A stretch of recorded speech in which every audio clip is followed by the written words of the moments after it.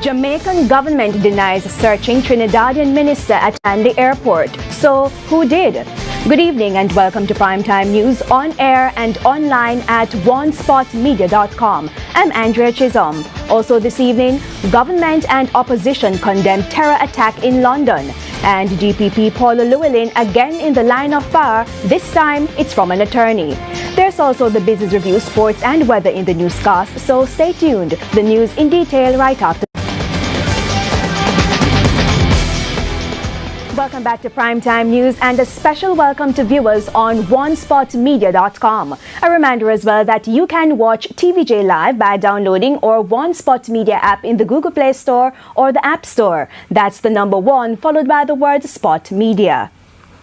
The Ministry of Foreign Affairs is this evening rejecting claims that Jamaican authorities searched a Trinidadian government minister on Friday at the Norman Manley International Airport.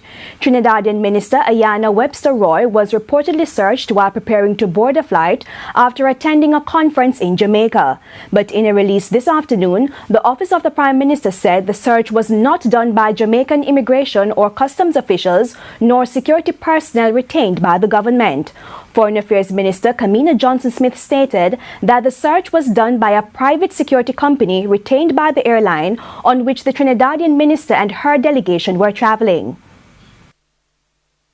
Furthermore, we're advised that such searches are generally undertaken by the airline under international conventions and are based on random computer selection for additional security screening. While we regret the minister's distress sincerely, our inquiries so far reveal that diplomats and ministers of other countries, as well as current and former ministers of Jamaica across the political administrations, have in fact undergone this additional screening process, notwithstanding their status. Mrs. Johnson-Smith added, however, that the Jamaican government is taking the matter seriously. Even as we await a promised formal letter from my counterpart in Trinidad and Tobago, we are making further inquiries regarding the legal framework supporting such searches, as well as the specific circumstances of Friday's incident. We will write to the airline to make a formal request in this regard. The police are still trying to figure out how a brand new assault rifle suspected to belong to the Haitian police ended up in Rockfort, East Kingston. The AK-47 rifle marked Police Nationale de Haiti was seized following an operation in the area. Sometime after 1 this morning, the police got reports of an intense gun battle between rival gangs in a section of Rockfort. TVJ News understands that one man was shot in the groin and several houses damaged by gunfire. The police are now trying to find 3 residents believed to have information that could help with their investigations. They are Dwayne Barrett, otherwise called Nooksy, Andrew Facey, known as Andrew Pang, and a man known only as Lito Jr. Prime Minister Andrew Holness has pledged government support in the fight against global terrorism and has extended sympathies to the government and victims. In the meantime, the opposition has condemned the attacks and urged the government to find out if any Jamaican was affected by the incident. And attorney at law Clyde Williams says the UK is still trying to understand the recent spate of terror attacks. Attacks in what, 90 days? No, that's like extreme. So I think there is a struggle to try to understand, and the attackers are persons who are homegrown, not persons who have been shipped from somewhere else over there to do this. Our acquittal rate. It is unfortunate that some persons, because we will make adverse decisions against persons who are connected to persons who are connected to other persons, they will use this somewhat simplistic way of offering criticism. And if you really were to analyze or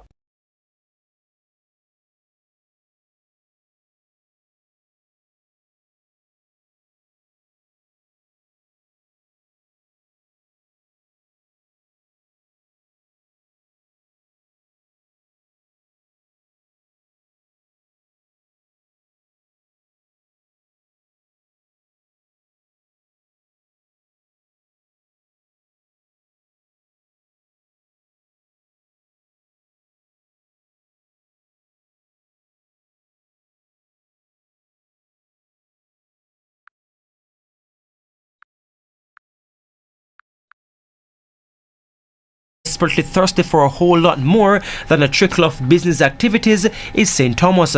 The departure of the Goodyear factory ushered in bad times for the parish, but now the Corporation of Jamaica FCJ has plans for the abandoned space. As you know, Goodyear been manufacturing entity for many years, sitting down idle, 24 acres of land. We plan to, and factories own that space.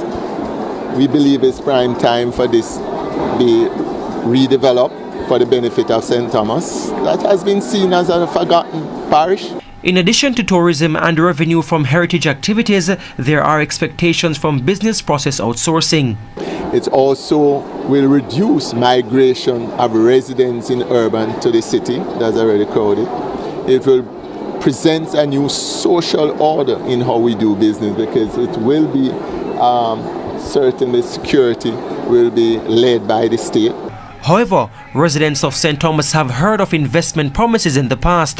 On this occasion, the FCJ was bold enough to outline a timetable. We are hoping that ground will be broken for this by the end of this year. Meanwhile, the FCJ apparently does not have enough space to facilitate business activities, so a partnership is being forged.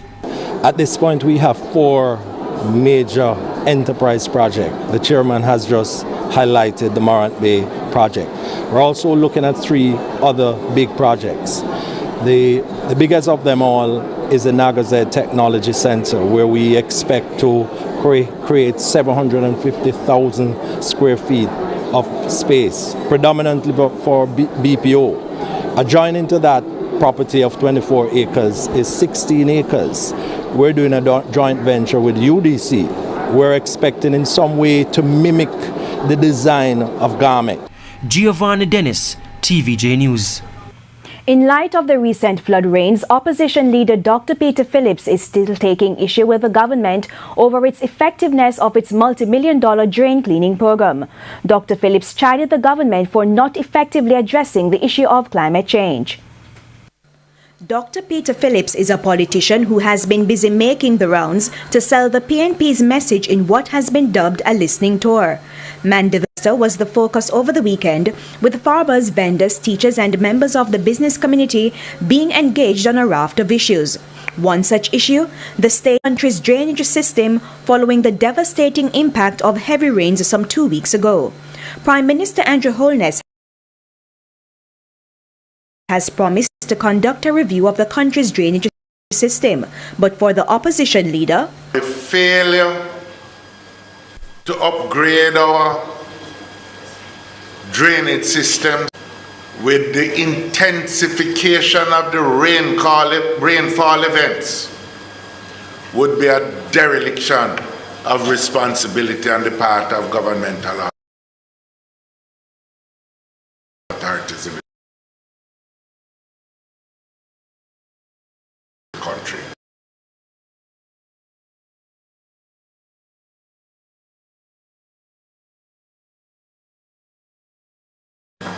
And 63% of it spent in one constituency. And the whole parish was the most devastated by the rainfall. It's not a joke business, and it's not political points I am seeking to emphasize. It was under the previous administration that a Ministry of Climate Change was instituted. Dr. Phillips suggested that the Andrew Holness administration is not taking the issue seriously. So far, if the same efforts are underway to prepare the country to become resilient, we are not aware that there is that measure of work going on.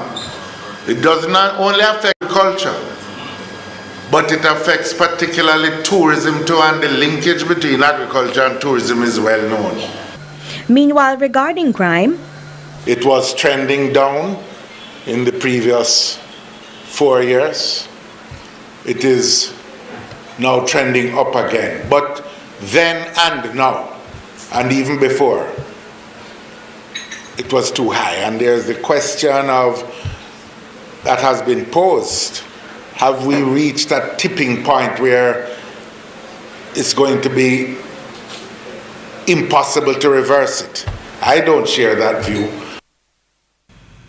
The National Works Agency, NWA, is moving to clear the final 2 major corridors in Clarendon following the recent flood rains. Dykes Hill, we are going to be moving quickly to try and have that corridor reopened. And the bridge at Pumpkin, where it's a Bailey bridge, the Gabion baskets, they have been compromised, and we are looking to do some emergency works there as well. It is cheaper for us to do these activities than to, for example, in the case of the Rio Minnow, to come up with over $1 billion to rebuild that structure. Meanwhile, the NWA Communications Manager Stephen Shaw says work will begin soon to repair some river features known as diamonds. Those located in Morant Bay and Portland are being given priority. The impact of those failing would be tremendous. What lies beyond that particular feature, you have the dump out in Morant Bay, the NWA's office, there's a community, and there is the Morant Bay Courthouse and the section of Morant Bay. So we'll have to make sure that we look at that particular situation keenly. A woman was shot and killed in front of her 5-year-old son in Comapen, St. Elizabeth earlier today. Dead is 26-year-old Gillian Narthaton, otherwise called Munchie, who recently moved into the area from Clarendon. Reports are that the Black River Police was summoned by residents who heard gunshots coming from the woman's house. The area was searched and Ms. Narthaton's body was found with several gunshot wounds. The Black River Police are urging the victim's common-law husband, who they believe is a suspect in the killing, to turn himself in. The Jamaica Constabulary Force has intensified activities to tackle the high level of stress facing police officers. An alarm was raised recently after several police officers were diagnosed with high blood pressure and other health conditions linked to stress. Chairman of the Police Sports Council, Terence Bent, says more needs to be done to ensure police officers are fit for duty. That's Arthur Lee Bryan. I know officers who have died from lifestyle illnesses, whether it is a heart attack, high blood pressure, and we know that we can treat these with proper diet and exercise. So it's something that we are looking at, how we can maintain the wellness of our members, because the more officers we have fit for duty, greater ability to deploy and keep the Jamaican population safe. He says routine medical exams for the police are done every 5 years, but it's not enough. The Minister of National Security, Sir Montague, has actually devised a plan so that each division, geographic division, 19 of them, shall have a gym for police officers to be able to work out, maintain a level of fitness. So there's a long-term plan that we're looking forward. So on any given day, policeman has access to a facility where he can do some work or do something physical to maintain a level of fitness and keep healthy. Gordon. This year marks the 12th staging of the JCF's annual Sports Day. Select officers from all divisions compete in over 10 events. The Mandava Regional Hospital has received a piece of equipment to improve operations at the facility. The donation was made to the hospital's Ear, Nose and Throat ENT department by the Manchester Wellness Foundation. Officials say the equipment would reduce the number of patients who visit Kingston for throat operations. Chief Executive Officer of the Mandava Hospital, Alwyn Miller, says the equipment will have a big impact. But I want to applaud the team as well, use this opportunity to applaud the team in terms of the work that they have been doing, and to commit as far as the hospital is concerned in terms of continuing to strengthen that department, because certainly we can understand the importance of having that expertise available right here within our community, rather than having to transfer some of those patients to other facilities outside of the region. Still ahead in primetime news, the business review and international news. So please stay with us. This is your business review. I'm Dwayne Burbick. The business review this week brings highlights from Grace Kennedy's recent annual general meeting held in Kingston, and in particular, the plans to grow its foods division. It's a brand which is recognized as #1 in Jamaica, based on research. The research also shows that the competition that we're facing and we will face in the future is intensifying significantly. We have to stay ahead of the curve in terms of offering the best product, the world-class product at the best price. And to do that, we really have to look and see how we can be more efficient in terms of how we operate, with the use of technology, training our staff some more, etc. But you're going to be hearing much more about that going forward, about being more efficient. The Grace Kennedy CEO Don Webby says being more efficient also means greater production at its factories in Jamaica. It has had success in returning production of tropical rhythms to the island as oil prices fall. Our factories produced in Jamaica, Jamaican products, we produce $9.6 billion from our 5 factories in Jamaica. $9.6 billion. This is where we want to go now. 20%, approximately 20% of that 9.6 billion is exported.